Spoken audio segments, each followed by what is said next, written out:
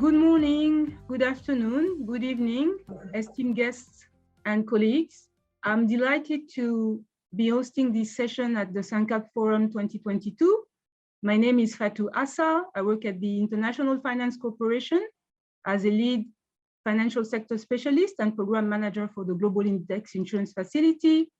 I'm here today hosting this session on Insurtech and the impact of the insurance sector through innovation in Africa. I'm delighted to present to you our panelists. First, we have Mrs. Anouk Aarts. Anouk is with the Ministry of Foreign Affairs in the Netherlands. She has been our greatest supporter as GIF for the past 10 years. She focuses on agri-finance, inclusive insurance, and SME finance, and has been responsible to set up funds such as the Rabobank PPP, the Health Insurance Fund, One Acre Fund, and of course, us at the Global Index Insurance Facility.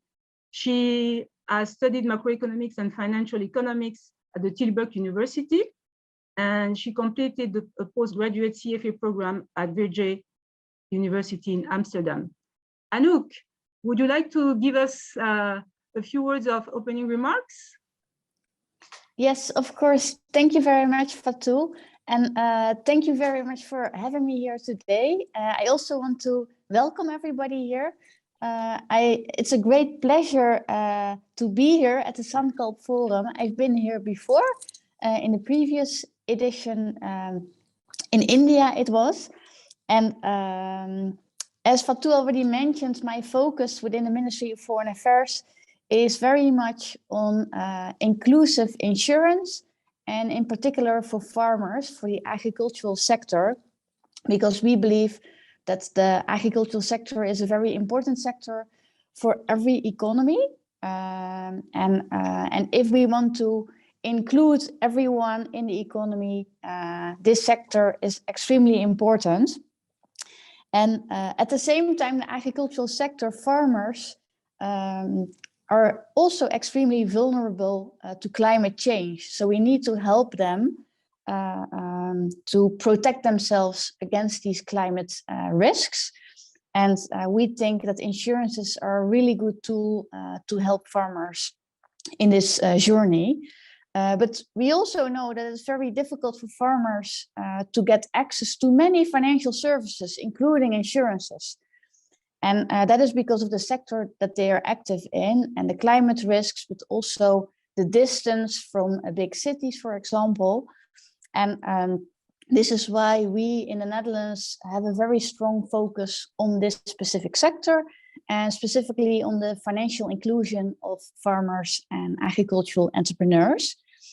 And this is also where the fintech and the insurtech comes in, because there are so many obstacles for farmers to overcome. And we believe that with insurtech, these obstacles can be solved, and insurtech gives access to financial services to farmers that they would otherwise not have. So again, I've been in a very lucky position to be physically there at the SANCAP Forum a few years ago, and to meet with all the insurtech entrepreneurs, the startups, and all the very innovative entrepreneurs who are probably, hopefully, listening right now. And again, I'm very excited to be here today. Very much looking forward to see all the innovations that you're working on. And I think for now, I want to give the floor back to you, Fatou. Thank you all, and have a very good meetings these days. Thank you very much, Anouk, for your continued support, and we hope to be able to continue to achieve great things. So I'm going to introduce the structure of this session. So we have been very lucky to interest two of our colleagues, very experienced ones. The first one is Mr. Jamie Smouse. Jamie has over 20 years of experience as a banker and investor in emerging markets. He's currently the head of the insurance team at the IFC, based in Washington, D.C., where he oversees the sector strategy and investment in insurance, brokers, carriers, and early-stage insurance companies. Before joining IFC, Jamie worked in private equity and financial journalism. He is a graduate of Georgia and Georgetown University and holds a CFA. We also have a colleague, Levan, Shalamberidze. He is a global investment lead for Insurtech and FinTech at IFC. Levan has over 20 years of experience in emerging markets globally. He is an early stage Insurtech and FinTech investor at the IFC, where he co-invests with venture capital and private equity funds. He specializes in disruptive business models and new technologies. Levan is a board member and advisory committee member of FinTech companies and investment funds. He holds an MBA from London Business School and an MS in information science from St. John's University, and a 5-year diploma in physics from TBC University in Georgia. So to make the balance of gender, we also have Lara Mangarelli. She's a vice president at BlueOrchard. She focuses on basically investing in emerging markets in the insurance sector and fintech and insurtech sector. She currently works at BlueOrchard, which is an impact investor funded by donors like Insure Resilience. And she also has been a manager in corporate finance at KPMG and worked with Allianz and ZEP Associates previously. Lara holds a bachelor's degree and a master's degree in business management from Universitat Bocconi.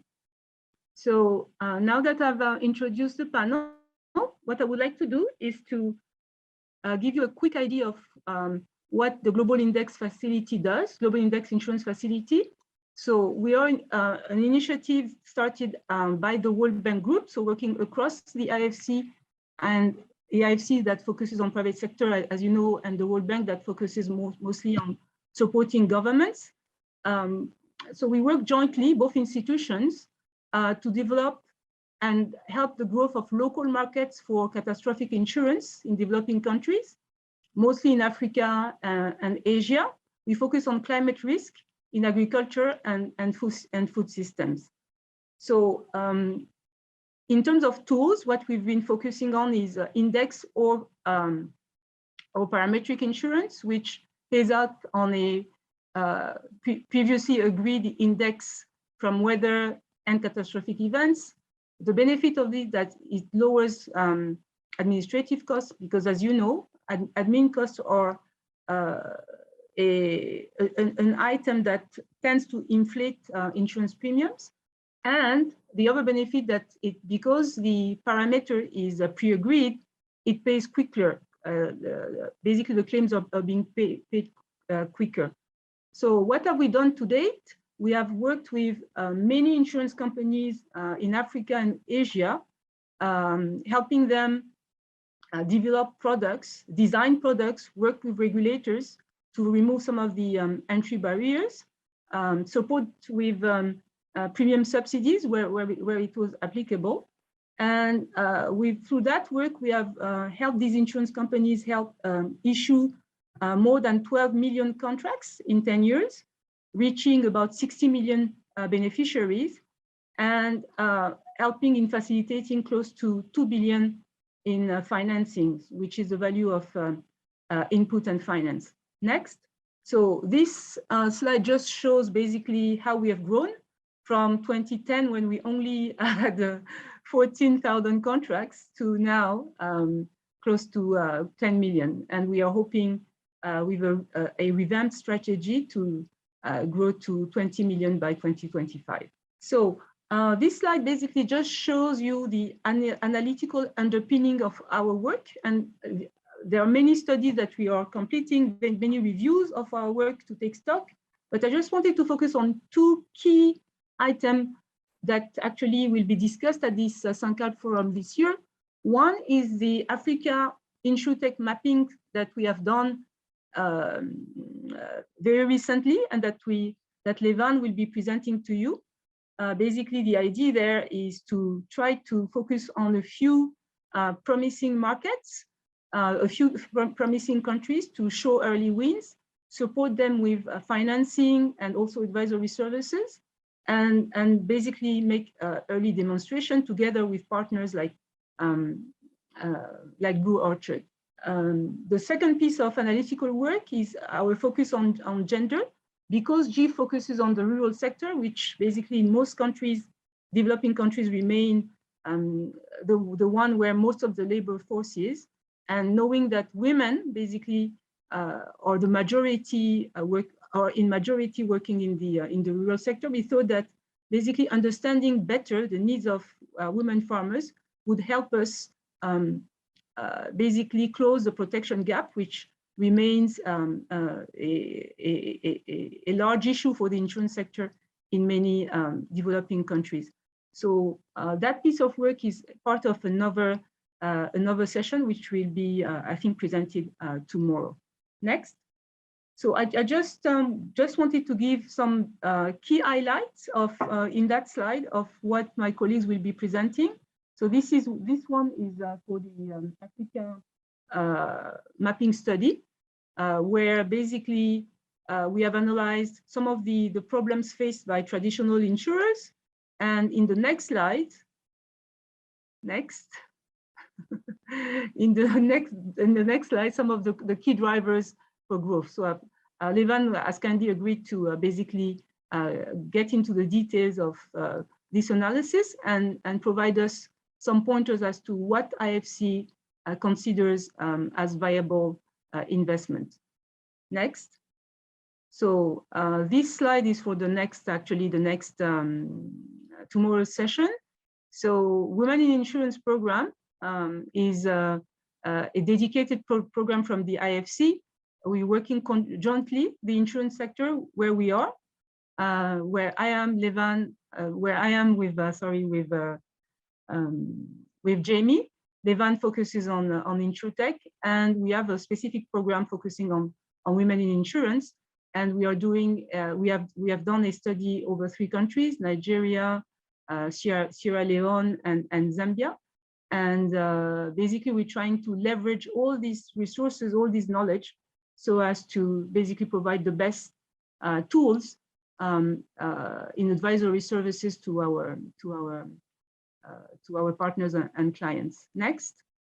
So inclusive insurance for Africa and beyond. So this is basically where the GIF program is going. We've been focusing on very much proving that, on the proof of concept, proving that agriculture insurance, disaster risk insurance can work at the micro level, focusing on basically production risk.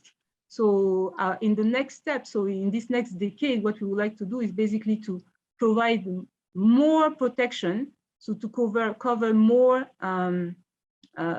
risks, for example, health, and bundle these products so that basically the uninsured can have a better package and less costly package. Next. So why are we doing this work? I mean, how are we doing this work? So we're doing operational work in terms of assisting insurance companies on the advisory service side, providing them at the IFC, which is the most important part of the work, I guess, with direct funds. That this is what Jamie will be presenting as head of our insurance team. But also, we try to market ourselves, or to make sure that those new trends that emerge in the insurance sector are well known and well understood. And how are we doing this? For example, through in a collaboration with Sankalp, we have launched one challenge in India in 2019, one Insurtech and AgTech challenge. This Insurtech challenge basically was targeted, was focused on trying to solve the issues around data and analytics, sales and distribution, and premiums and claims. We had 9 winners selected from 24 challenge finalists. And yes, and I guess 105 people applied. So that was about 2.5 years ago. So what happened to those 9 finalists? This is what I wanted to stress here. So I just wanted to give 2 examples. One is called Niruti. Niruti was one of the, I think it was the one of the first winners. So now Niruti, thanks to basically the exposure we provided to that company and the grant that we gave to them, they are now a leading company in the weather index crop insurance sector, generating over $2 million in the current fiscal 21-22, with 100% growth from the previous year. So their testimonial is that the award prize was instrumental in supporting the validation of the weather gridded data for the pilot phase. And basically now they are a key player and data provider to the real sector, which includes agriculture, tourism, transportation, many other sectors. I also wanted to highlight another winner, which is called Moo Farm. They operate in the dairy farming. So I'm not going to say that it's thanks to us, but I think that basically being the exposure at the India challenge done by Intellicap, which I guess is the head office of Sankap. So the exposure that they got and all the good publicity helped them network with other impact investors. And they recently raised, I think it was in December, $2.4 million in a seed round led by Assah India with the participation from Rockstar's Agri-Food Fund. So I'm just mentioning these 2 examples to show that these efforts of doing those challenges is worthwhile. And we're very happy that this year at Sankap, we have basically decided to do a similar Africa AgTech inclusive insurance challenge. We had 208 applicants from 25 countries across Africa, ranging from crop and livestock insurance product, innovative credit scoring technologies, to name a few. So this Friday, on March 3rd, we will be hosting a grand jury, and that grand jury will be selecting three top winners who will be receiving monetary prizes amounting to $50,000. So this is just one of the other ways that we have found to support young entrepreneurs, because this year specifically we're targeting entrepreneurs that are 30 years old and younger. So without further ado, I'm going to give the floor to my colleague, Jamie Smouse, who heads our insurance unit, who will be providing to you some remarks on IFC renewed focus on risk management, closing the protection gap, and how AgTech and Insurtech is relevant to basically solve these challenges. Jamie, over to you, and welcome. Hi, Fatou. Hello, everyone. Nice to see you. As Fatou said, my name is Jamie Smouse. I'm head of IFC's insurance investment business in our financial institutions group. Good morning, good afternoon, good evening, wherever you may be. So first, let me thank the organizers for making this happen, and Fatou and the panel for taking the time from their busy schedules to share their experience with us today.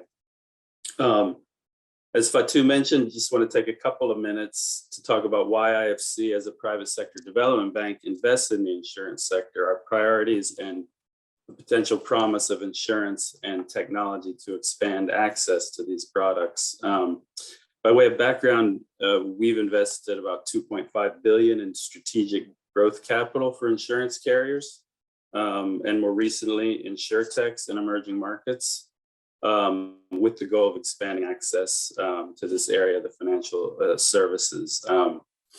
We believe strongly that our activities together with the World Bank address the twin goals of reducing poverty and building prosperity. And our engagements are designed to achieve outcomes that increase inclusion by giving more people access to better quality insurance. We think the sector provides significant development impact in some key areas. First, the non-life sector, fire, auto, and other non-life insurance products enable people to recover from unforeseen disasters.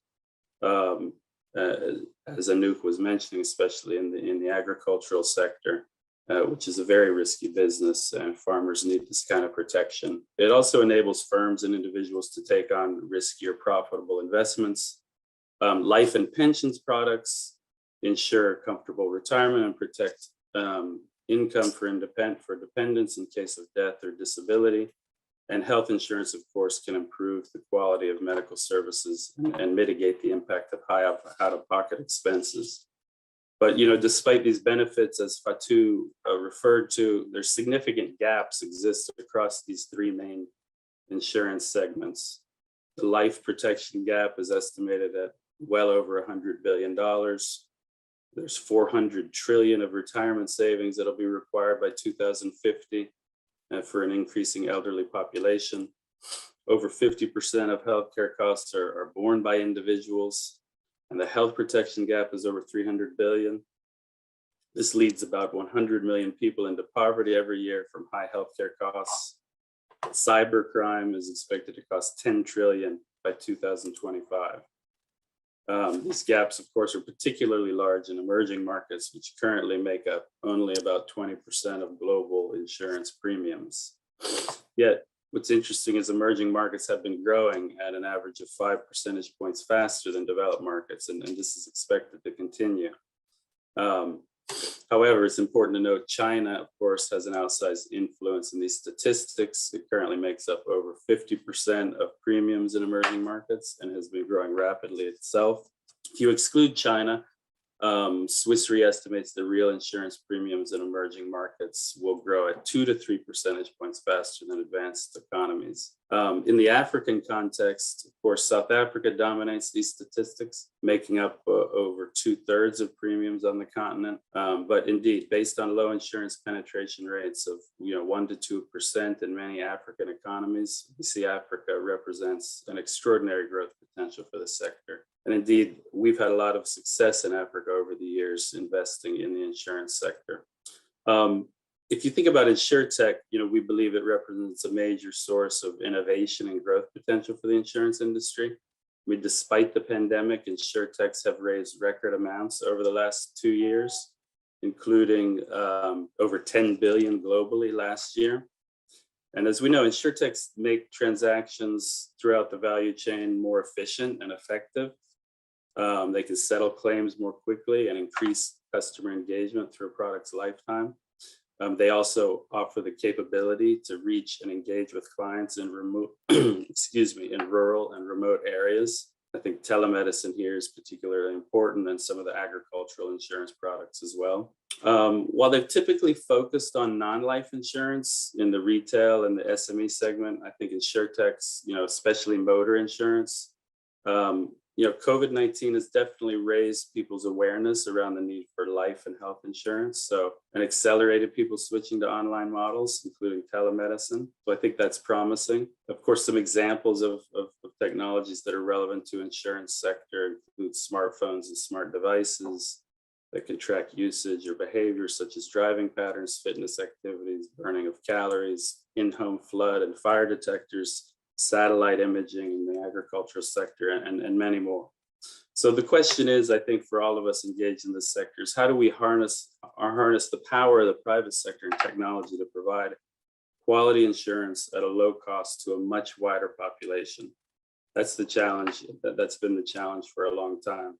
Before I hand it over to Fatou and the panel, I think I'd like to reflect on what we've all just lived through these past 2 years. And As difficult as this has been to endure, imagine what it would have been like just 20 years ago. It'd be immensely more challenging, obviously.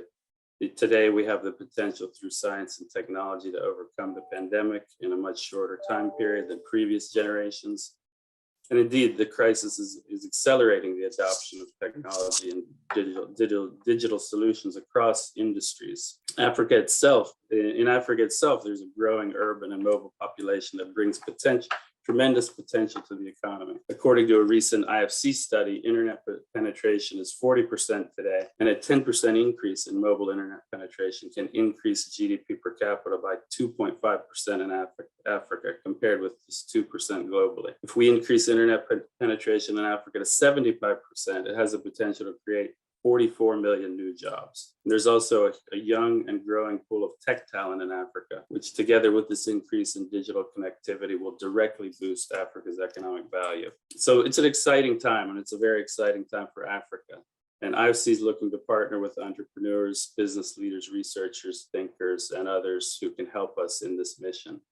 So without further ado, let me hand it back over to Fatou to begin the discussion with our panelists. Thank you. Thank you very much, Jamie. So I'm just going to try to make basically the interaction as lively as possible. May I ask you one question? So basically, listening to you, Africa is poised for at least a double-digit growth in insurance development. To capitalize on this growth, how much is IFC investing in insurance and Insurtech in Africa over the next 5 years? Do you have an estimate? Well, I think if I look over the next 5 years, I see IFC investing $500 million globally, at least in the insurance and Insurtech sector. So I would say at least 25% of that, would be in Africa, maybe more. So let's say $100 to $200 million in Africa insurance and Insurtech over the next 5 years. Okay, that's a great indication and segue to our colleague Levan, who will be discussing basically IFC's specific focus on Insurtech in Africa, starting with the mapping exercise that we just completed. Thank you very much and welcome, Levan. Thank you, Fatou. My name is Levan Shalamberidze. I lead our investment activities in the Insurtech space globally. We have made 7 investments so far, spread over Latin America, Europe, and Asia. And at the same time, we have not yet invested in Africa, which is a key priority region for us. Hence this Africa mapping of the Insurtech landscape in Africa that we have done with the help of Dalberg, which I would like to really thank for their excellent work and the report they produced. Let's go to next slide, please. So as Jamie already mentioned, when we look at different markets and opportunities, we look at what's the insurance penetration in that market. The insurance penetration is measured by the insurance premiums, annual insurance premiums divided by the GDP of that country. And then we have the opportunity to compare different markets and different regions. As you can see from this slide, we have a huge improvement in Africa already on financial inclusion, availability of financial services to businesses and populations, largely because of mobile money, which is one of the biggest drivers, as well as increase of the bank ownership, bank accounts, right? We see the same trend with Insurtech, but the penetration still is quite low in Africa, with one exception, which is South Africa, which is an outlier and similar to what China is doing in the context of insurance compared to emerging markets. South Africa stands out. So we see the insurance penetration anywhere from 0.3 to 1.3%. With the exception of South Africa, which is about 12%. On one hand, it shows it's still at a low level, but on the other hand, it's an opportunity for growth and for better penetration of insurance in Africa and the potential of the market, including for the investors to support this sector and benefit from the growth. Next slide, please. So let's first analyze maybe what are the key factors that are hindering the penetration, right? So I think we have some of the things that are have been there for a long time, and some of them will probably be more difficult to overcome, but some of them will be easier to overcome with the help of technology, and that's why the Insurtech comes in. Just to summarize, we do have trust issues in some of the markets. The poor experience with the insurance company, not making a payment on the claim, that actually destroys the trust by the consumers and by the businesses. So I think in that case, we need regulator to step in and to make sure that the market is regulated fairly and we don't have those type of issues. There are also some religious and cultural beliefs in some countries, in some regions that are hindering. And the last one is probably complexity of products. I see a lot of times traditional insurance companies have a menu of the products they offer to the clients without really making it more contextual and making it more easily understood for the client. So, and again, I think with the technology, it's easier to change that. Once, on one hand, get the feedback from the clients with the use of technology online.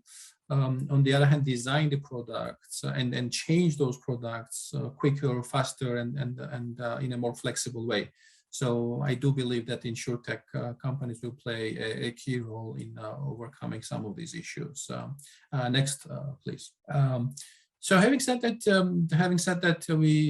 the penetration is low and the market is still small. At the same time, we are seeing a pretty fast growth in Africa. If you compare to other regions, it's only behind Latin America in terms of the growth rate. The current market is estimated at 70 billion. It's growing quite fast, and then we actually expect this growth to sustain and maybe even accelerate in the future. I think Jamie also mentioned the impact of the COVID. I could not agree more that as difficult as COVID has been, at least it brought some positive trends in terms of better penetration of technology,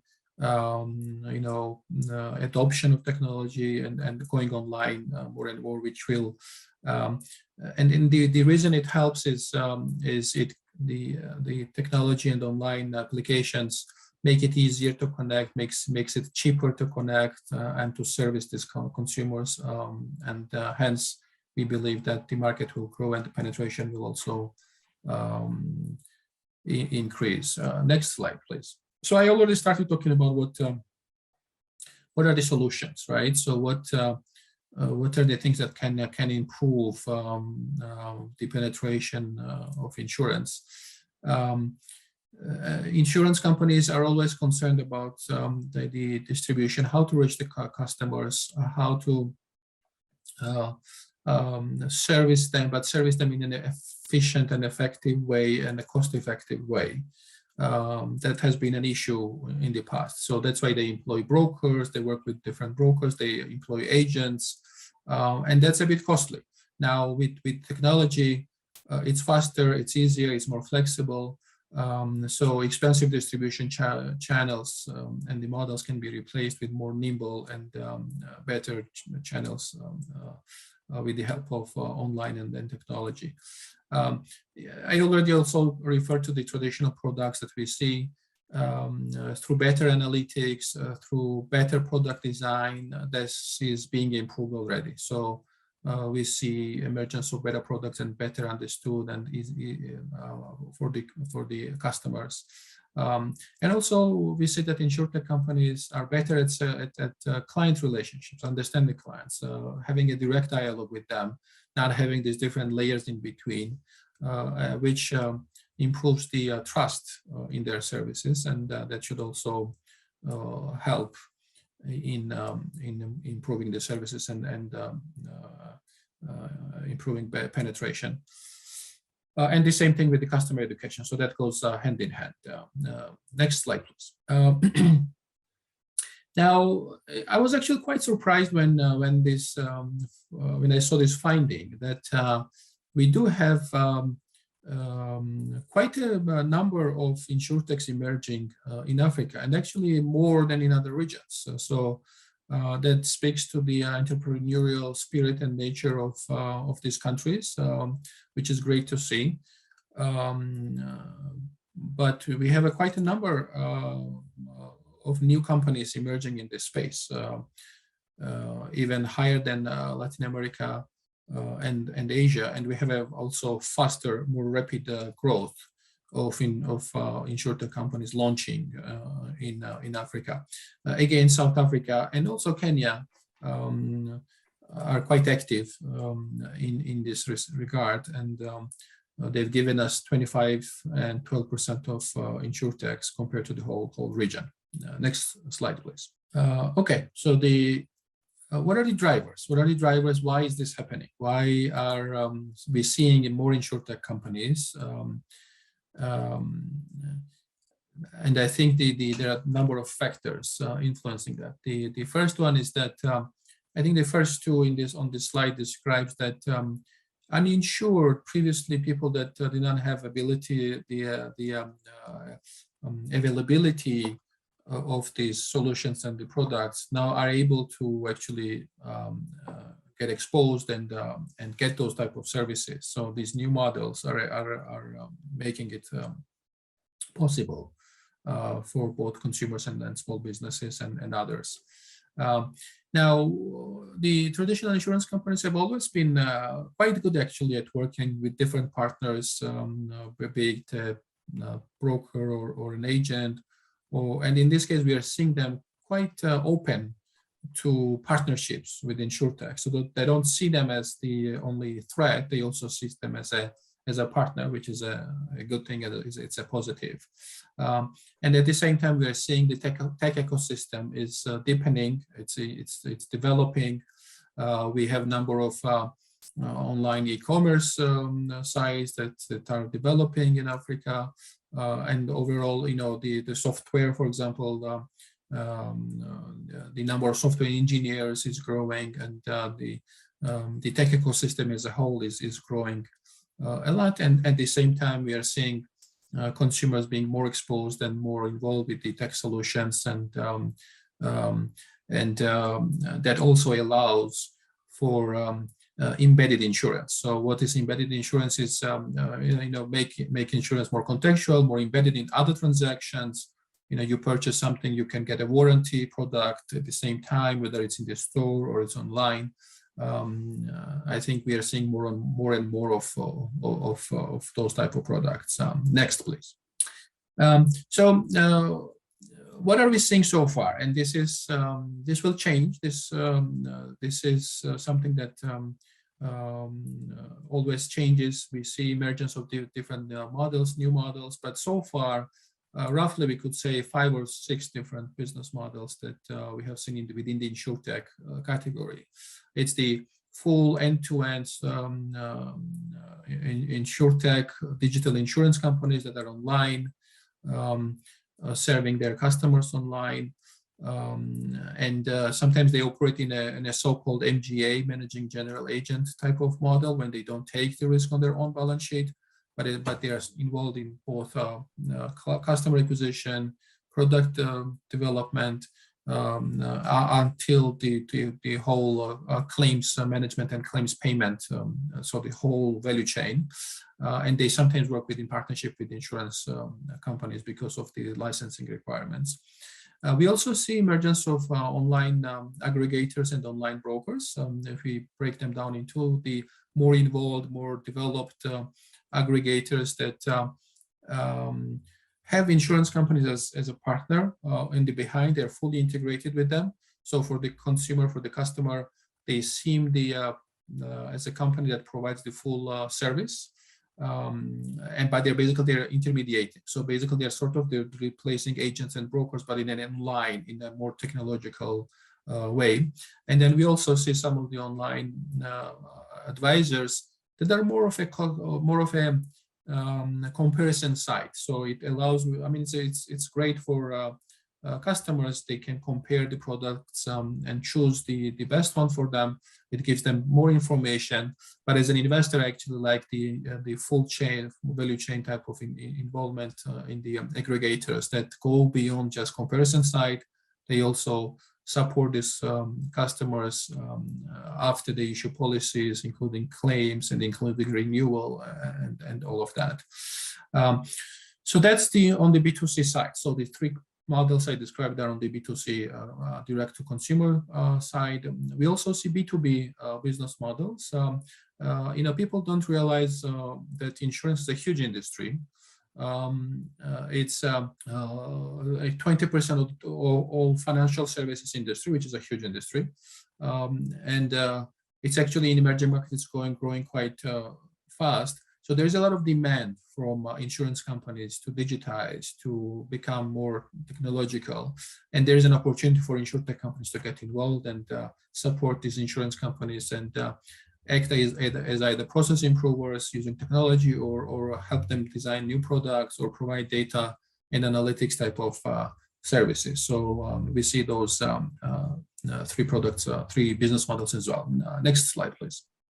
So far, we've seen the fully digital sort of full stack Insurtech companies, process improvers and product improvers as the three business models that have demonstrated some traction already.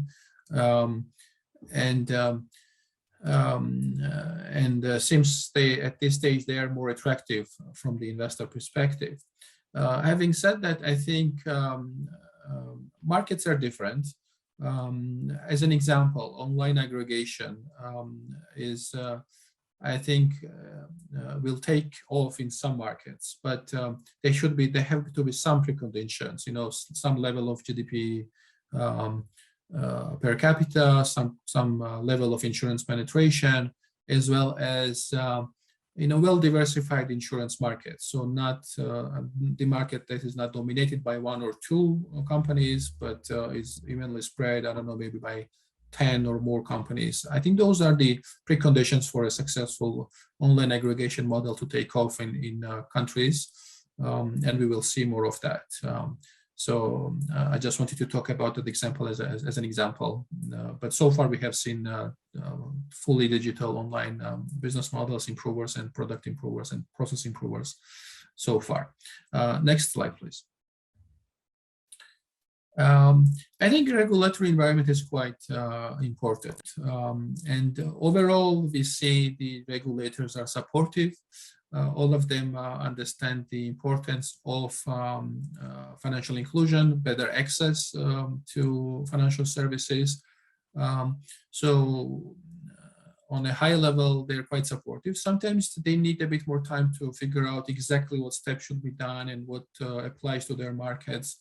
And a couple of examples I would name is, we've seen some markets that establish regulatory sandboxes to allow Insurtechs to get involved, because sometimes the licensing requirements can be quite prohibitive, especially on the capital side.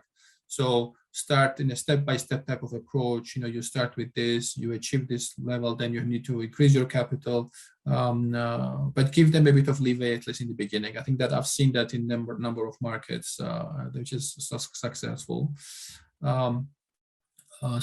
And also some countries have issued so-called virtual or digital licenses, not a full insurance license, but a virtual license, which is a bit easier to get and with lower capital and regulatory requirements as well. So those are the examples that we've seen on the regulatory side. Next slide, please. On the positive, we have seen quite a significant growth. The annualized growth rate of 61% since 2014 is quite impressive. Unfortunately, it starts from quite a low base, but still we have a pretty impressive growth in Africa. So let's see, even though we had COVID, I think we are seeing some recovery already from the investment sentiment in 2021. This was the record year in terms of investments. We should probably note that on this graph, you see the bottom half, most of these companies are pretty early. So the Series A dominates. So Series A is one of the earlier rounds right after the seed stage. Series B and Series C is still a bit lower on the lower side. Once these companies grow and they demonstrate traction, we'll see growth in Series B and later rounds in terms of the investment amounts. Next slide, please. This might be the last slide. Okay, so I'll stop there. I'll be happy to answer any questions. So thank you very much, Levan, for this really exhaustive presentation. We currently are at about 70 participants in and out, at least 66 live, but I saw a few leaving. So, and a lot of questions coming from the audience. So I'm just going to ask one and then give the floor to Lara to give the investor's perspective. And then we will cover lump the questions in terms of basically their focus for each of you. So I'm going to ask you one interesting question from your mapping in Africa. It indicates that basically Insurtech categories include fully digital process improvers and product improvers. Is IFC interested in investing in specific firms in these broad categories, and what informs IFC's investments in such Insurtech companies? Thank you, Fatou, for this question. So far we have identified 3 key sub-verticals within the Insurtech vertical, and we have invested in 2 of them so far. So we have invested in both online aggregators and brokers, and then we have invested in full stack Insurtech companies. We are on the lookout for the 3rd sub-vertical, which is solutions providers to insurance companies, whether it's software services or data and analytics, and you would put product improvers and service improvers in that category too. We have not yet invested in those, but we are very, very open to those categories as well. Now, what influences our decision is we are an early stage investor in the fintech team overall, including in Insurtech, but we are not too early. We need to see a bit of traction. We need to see a bit of, for example, we cannot be the single institutional shareholder typically in a company. And our sweet spot usually would be Series B and later. Sometimes we also invest in Series A if we have a good co-investor and we know the management team, but our preferred spot would be time to come in would be Series B. So that's one. Then the other things I would mention, we are a minority investor, not more than 20. On average, we invest roughly, we get 10% stakes in these companies.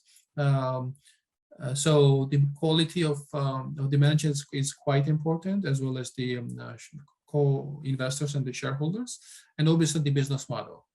We have seen a lot of business models around the world, and the product feed, as well as total addressable market, would be key important considerations for us, as well as unit economics. We don't expect these companies to be profitable. They are startups and they're early stage, but we want to make sure that on the unit economic spaces, these products they offer make sense. So those are the broad parameters when we consider new investments. Thank you very much. I guess this is a perfect segue for Lara, who's basically focusing just on investing as an impact investor with those fintech and Insurtech firms.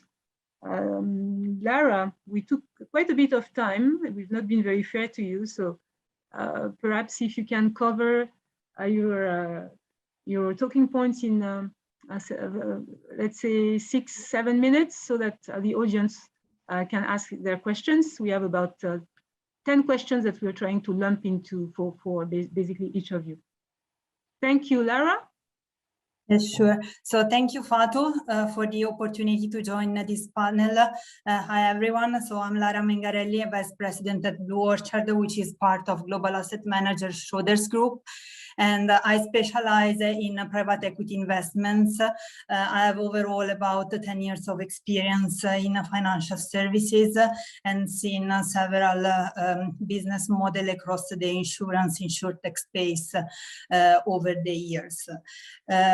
So as a quick way of background, BlueOrchard has about 20 years of experience in impact investing. It was founded in 2001 for an initiative of the United Nations, and to date we invested over $8 billion in more than 90 countries worldwide, providing access to financial and related services to over 220 million people globally. We are a multi-asset manager with a traditional focus on credits, on private debt, and more recently we have been diversifying in private equity and sustainable infrastructure as well. So with the specific reference, just to set the background to private equity, we mainly focus on two pillars. So on one hand, we have private equity investments for climate resiliency, and on the other hand, we have private equity investments for financial inclusion. Regarding the former, our first mandate, which is now fully deployed and of a size of $80 million US. So it builds insurance offering and ecosystem for climate resilience in our target markets. So to date, we have invested in 9 companies across emerging markets, achieving a climate resiliency for over 27 million low-income individuals, and we intend to grow this number to about 100 million by 2025. On the other side, so our equity strategy is also expanding further in the next months and years to capture opportunities across the full spectrum of financial inclusion, also benefiting from BlueOrchard network in insurance and lending sectors, and the aim is to additionally reach about 30 million low-income individuals with affordable and relevant financial products. So just not to repeat on what has been already highlighted by Levan, maybe we can jump to slide 7 of the deck. So I'm happy to give you an overview of some of our recent investments. If you can go to slide 7. One more? Yeah, thanks. So yeah, as you can see here, for instance, this is, I think, a good example of how different players and actors within the insurance ecosystem can interact and partner together. On one hand, we have a Royal Exchange, which is a traditional insurer, non-life insurer in Nigeria. We invested in this company at the end of 2019. We invested the $10 million US.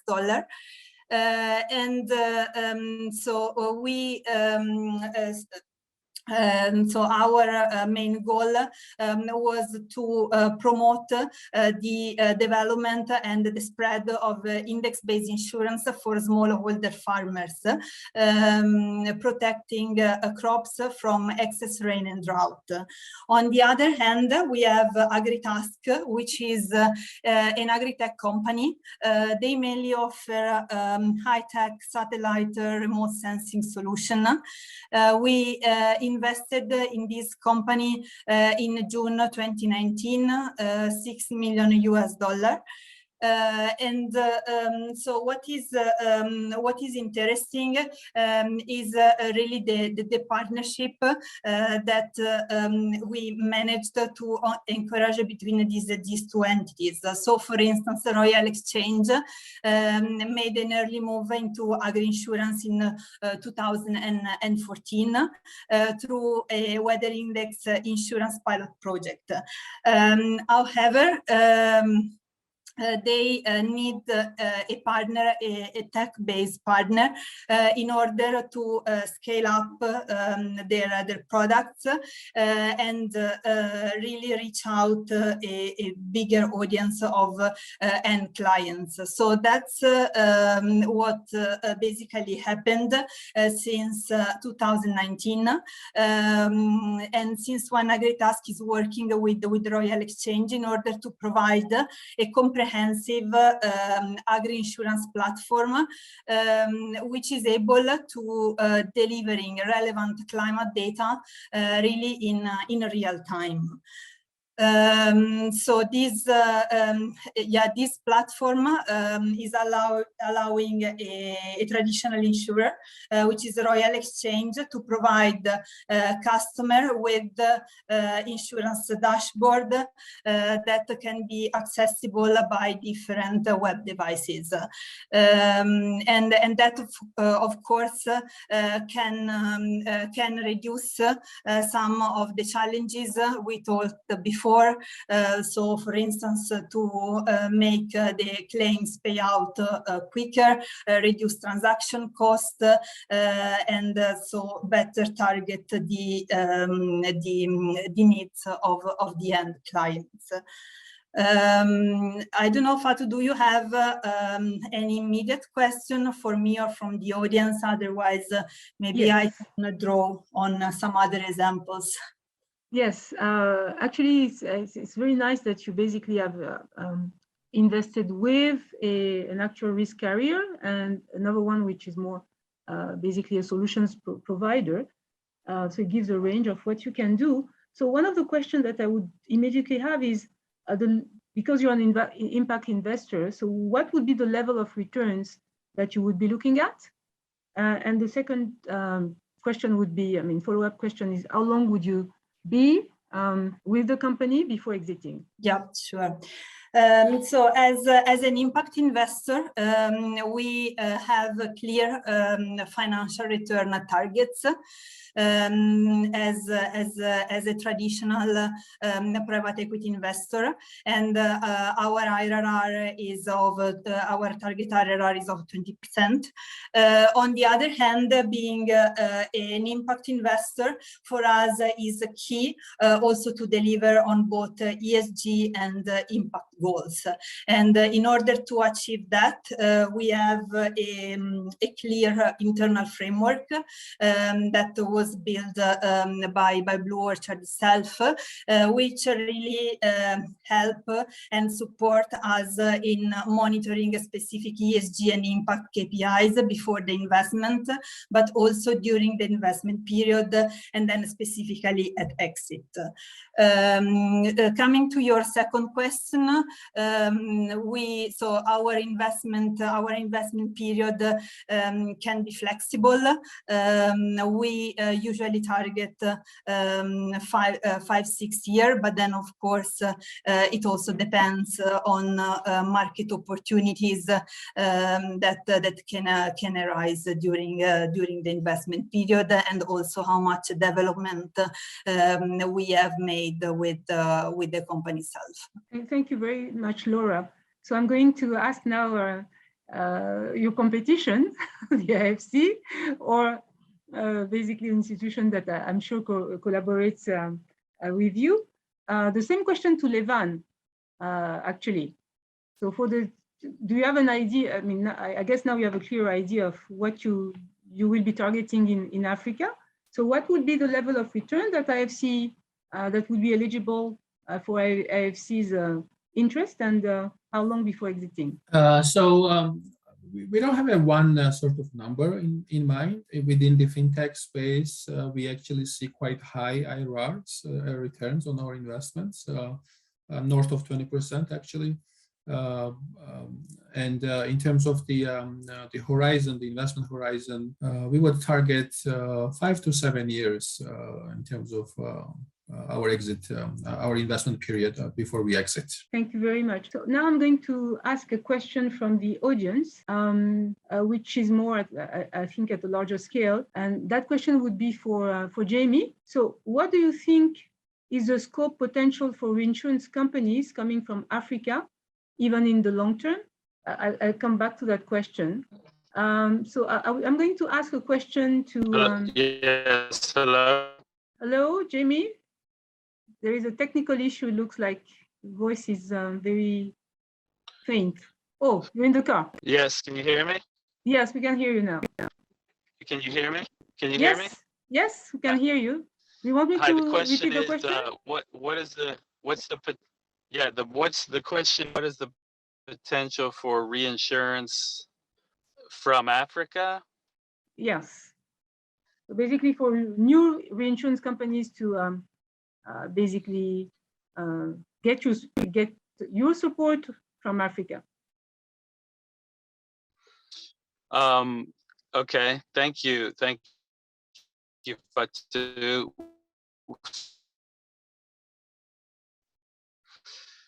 I mean, I guess reinsurance obviously is a business that requires, right, across markets and across risks. So you tend to see reinsurance, is a global business, I think. But there have been some reinsurers in Africa that have been successful. But I think in Africa, you need to work across the continent, obviously. We have seen some reinsurers emerge in certain single countries, but I think they sometimes struggle to be successful and get scale. Okay. Just wasted a minute and a half. Yeah. Well, basically the bandwidth is very low, so I think we're going to go back to the other panelists. So there is a question very specific to digital microinsurance. So how do we introduce digital microinsurance effectively in Africa? Both from the study, what you have seen, and from basically for Lara as a practitioner, I mean, as a with our experience on the continent. Yeah, that's actually a great question, and we have seen, and we have actually invested at least in one company that does microinsurance quite successfully by being integrated with. This is in Indonesia. It's a company. Our portfolio company is called Pasar Polis, and they're integrated with the so-called unicorns, the digital e-commerce sites in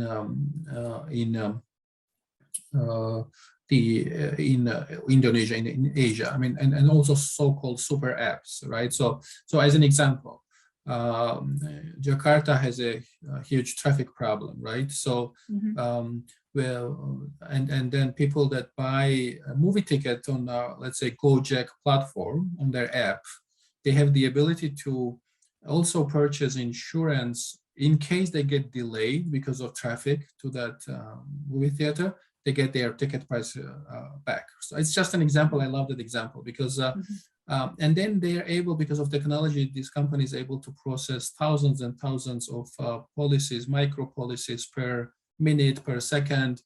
I mean, traditional insurance companies would never ever be able to do that.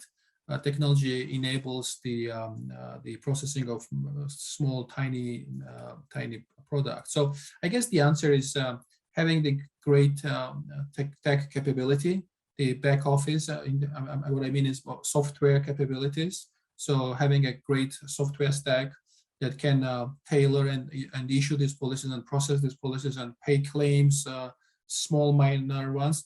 But then you also need a distribution. So you also need to figure out the distribution platform for this type of policies. So again, either a connection with either mobile network operators or the super apps or the e-commerce platforms. So on both sides, on one side, ability to process, on the other side, ability to distribute those type of products. So those are the key ingredients. I'll stop there. Thank you very much, Levan. Lara, same question. Yes, thank you, Fatou, for the question. It's very interesting and actually gives me the opportunity to talk about a recent investment we did exactly in West Africa. So cannot disclose the name because it's still confidential. But I think I can broadly give you a framework to answer the question.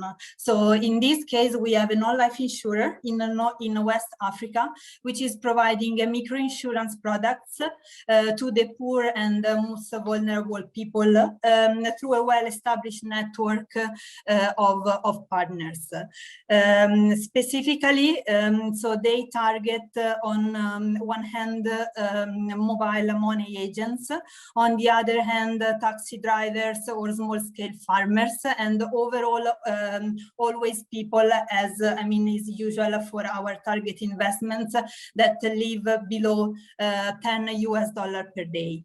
And I think what is interesting in this example are probably two things. So first one is the ability of this company to make strategic partnerships, for instance, with a leading mobile network operator as well as a microfinance institution in order to develop a product and also effectively distribute a product to the target audience.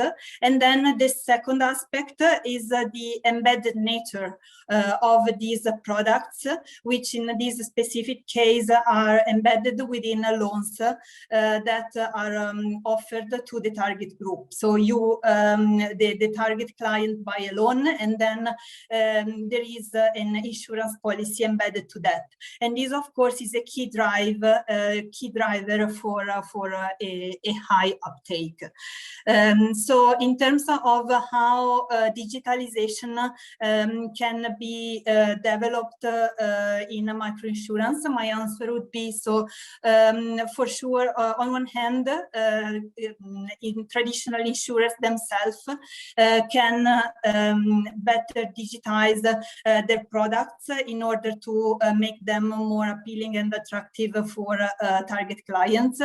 They can also do that through valuable partnerships, as this is, for instance, the case.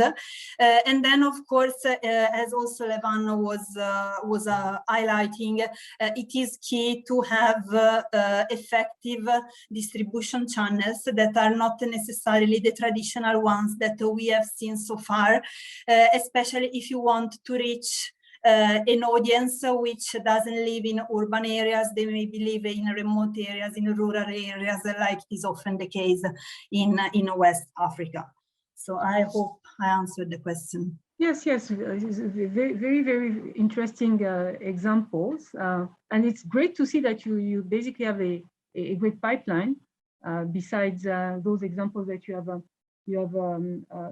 clearly highlighted. I have another question because basically we focused on this on a few countries in Africa, really, in the study that we just completed. And it looks like I was really surprised to see that actually there are about 208 investment in Insurtechs, new Insurtechs in Africa. So I wanted to focus on Kenya. So Kenya is one of the largest markets, which was highlighted in the study. So Kenya has launched the BINA Innovation Lab to support regulators to better understand the Insurtech ecosystem and potential. So how can the regulators in other countries be supported to catalyze the development of Insurtech? So as you're working across countries, regulatory barriers seem to be one of the challenges. Sorry, I'm still admitting more people. So what has been your relationship experience, basically to push the boundaries of what's acceptable for regulators in the area of Insurtech? So Lara, first, since you were the last talking. Okay, sure. Mm-hmm. Yeah, so thanks for the question, Fatou. Indeed, the regulators play a very important role in enabling Insurtech and innovative business model to spread out. And actually, they are faced with with a big challenge because on one hand, of course, the regulator, they want to promote the development of a country, and you cannot have economic development if you don't have innovation. But on the other hand, they also need to protect the final customer, and be sure that the traditional insurers, but Insurtech and other companies within the whole ecosystem really act within a framework that can protect the end customer. I think so. For sure, there are a lot of challenges, especially in emerging markets and Africa specifically, but there are also opportunities. So as main takeaways, on one hand, the regulators need for sure to to enable a bit more structure into the system overall, so to be sure they have also clear rules in terms of capitalization of insurers, so that the customers are well protected, but they also need to be flexible and maybe to think about innovative and new frameworks. And one of those that we are currently seeing, actually working with an insurance and Insurtech company in LATAM, so in Brazil in this case, but it's a model that can be replicated easily also in Africa, is the one of the sandboxes.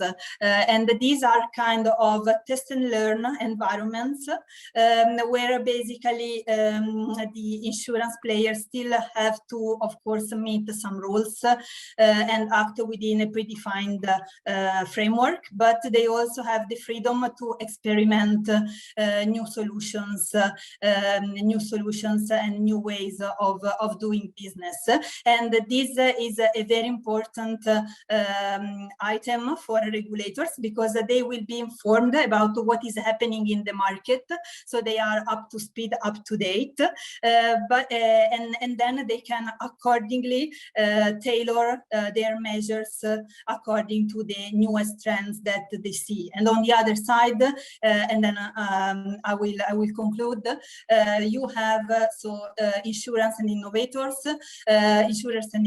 that can experiment with the new products and new ways of delivering solution to the end customer. Thank you. That's, I mean, the idea of sandbox is something indeed that we have also picked up when we did our analysis for our strategy, our growth strategy. So Levan, same question to you regarding regulatory barriers, your experience in Asia, and what perhaps can be replicated in Africa. Sure. So I like the sandbox approach, and I like the step-by-step approach. So regulators that engage, establish the sandboxes, start with minimal requirements, and then as these companies grow and take on more risk, then they also put on more requirements on them. But at the same time, they guide them, and they provide feedback, and they have a regular exchange with them.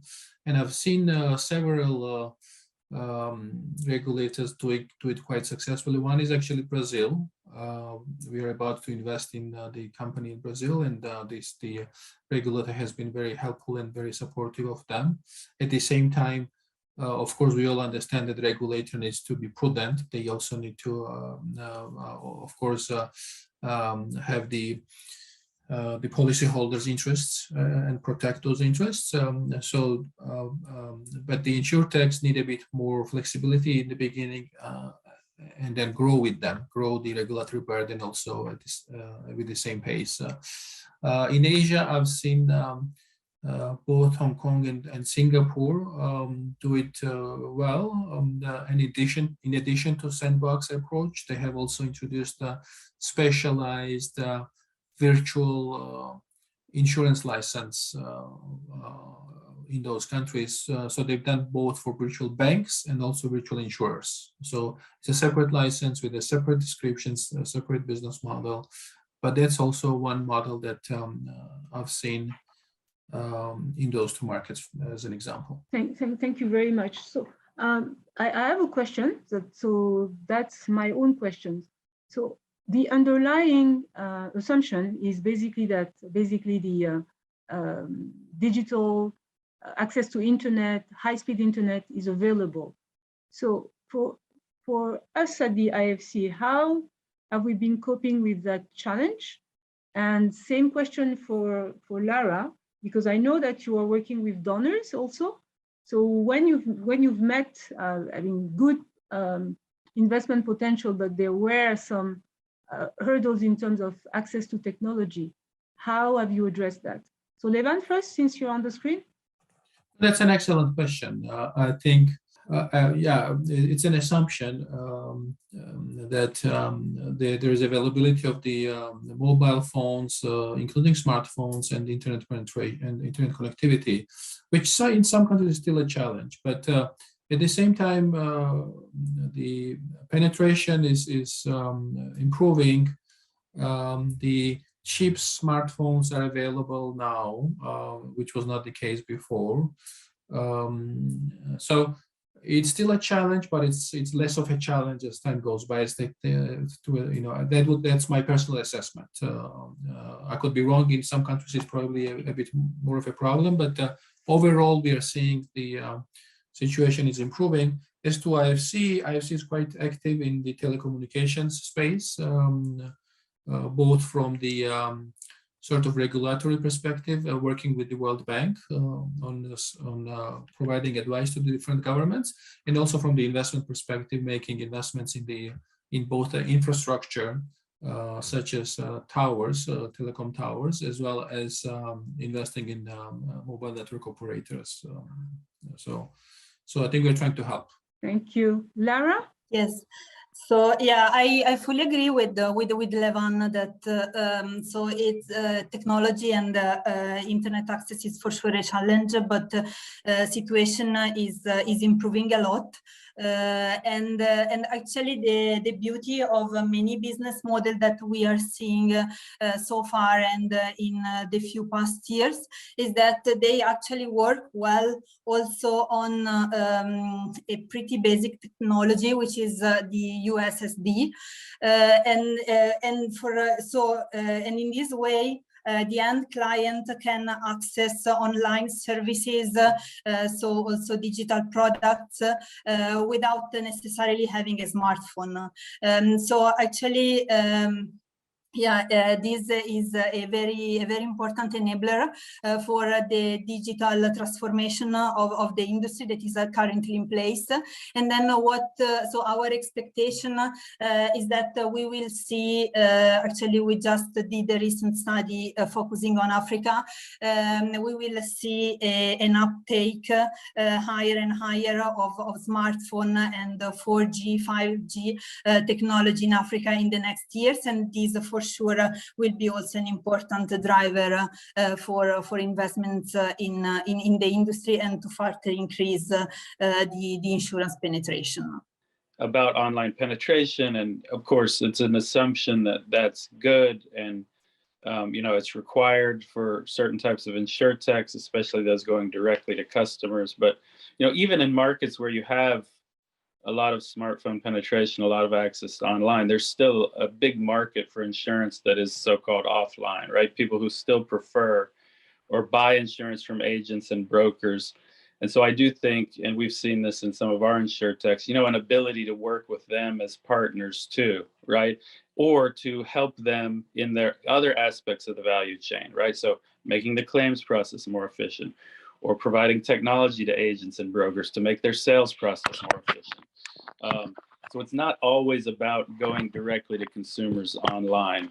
And it's also about trying to find ways to reach those consumers who don't like to buy insurance online, because I still think that's a huge market of consumers in emerging markets and even in developed markets. Thank you very much, Jamie. I have a question specific to telehealth, which has been also identified as one of the major sector for growth for Insurtech. So the question came from one of the, sorry, I have a technical issue. can't find the question. Yeah, so telehealth in Kenya, the fact that introducing it might be too expensive if it was done on a monthly basis, but that there might be an opportunity to do it on a daily basis for 0.17 USD, for example. Do you believe, given the example, Levan, that you have provided on the movie theater ticket, associated to a cancellation policy, basically, do you believe that this could be applied to telehealth in Africa, as described by this this member of the audience? I think the answer is it depends, unfortunately. So we've seen the different models, right? We've seen the subscription model plus per visit type of fee, or just the per visit fee. I think people try to have the subscription model because they want to have an engagement with customers, and more of a regular sort of relationship, maybe provide advice, different health tips, things like that. But you know, it's possible that just engagement by engagement and that type of fee might, and that model might work. Personally, I would actually expect that more regular engagement, and which probably implies a subscription model, is probably better. But markets are different from each other, and depends on the market size and how the customers behave in those markets. So basically what you're saying is that it would work more for prevention, but less for clinical basically interventions. Yeah, I'm not a huge health expert, so you know, but that's probably right. Okay. Yeah. Lara, any intervention in the telehealth sector?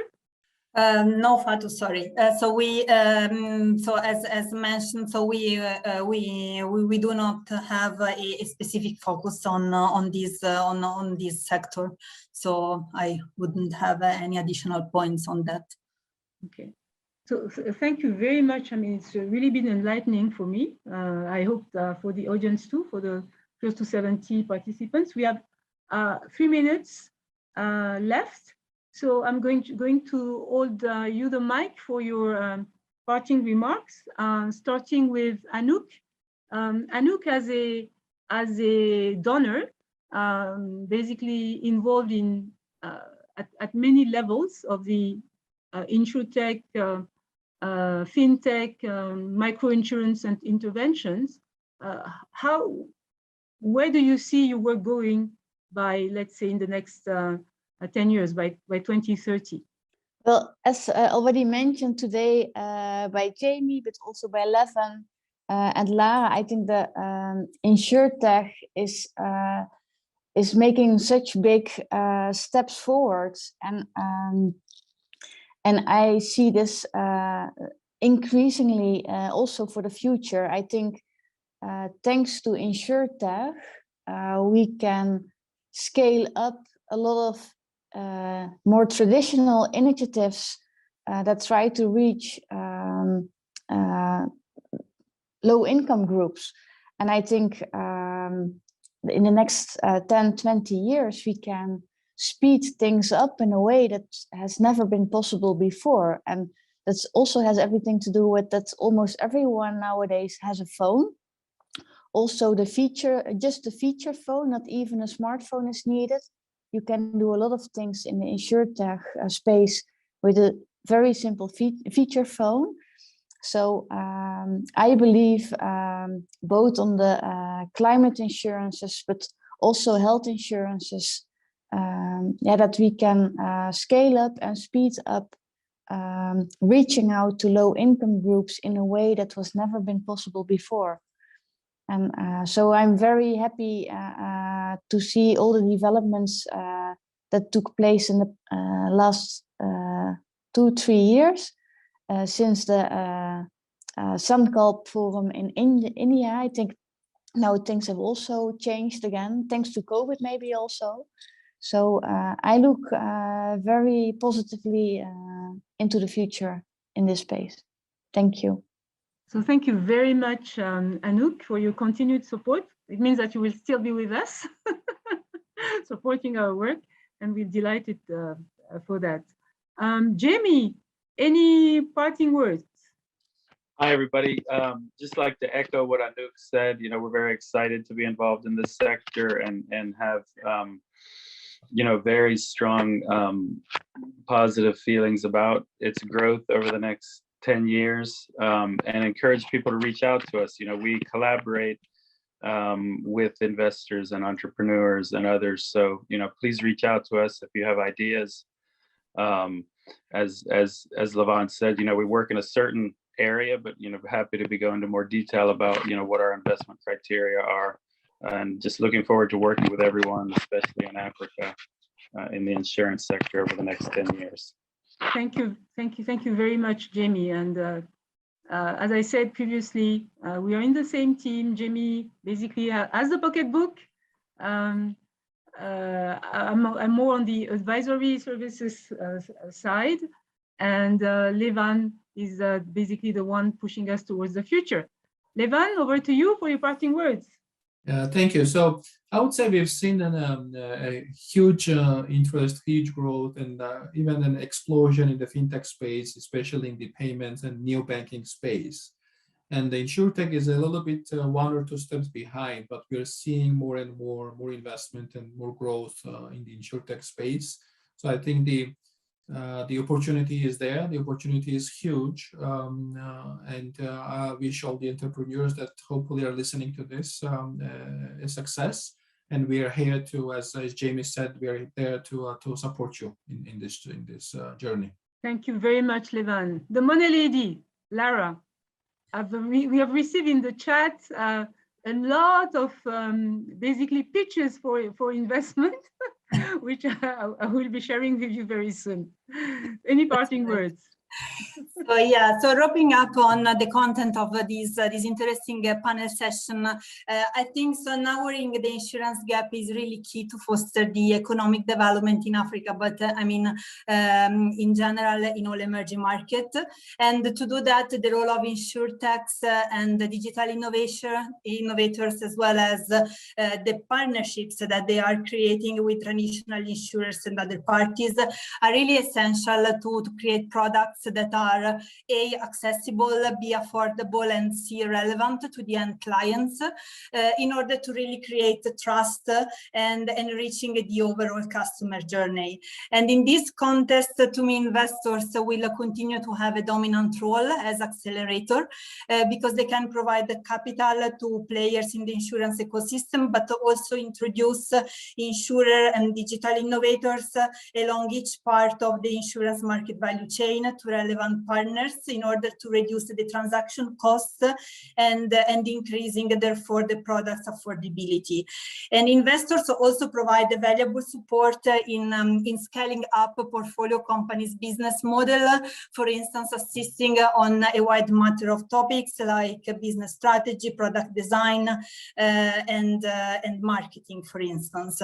So as already said, we are also absolutely excited and here to support potential new investee and entrepreneur in this journey. So thanks a lot for this opportunity to participate to the panel.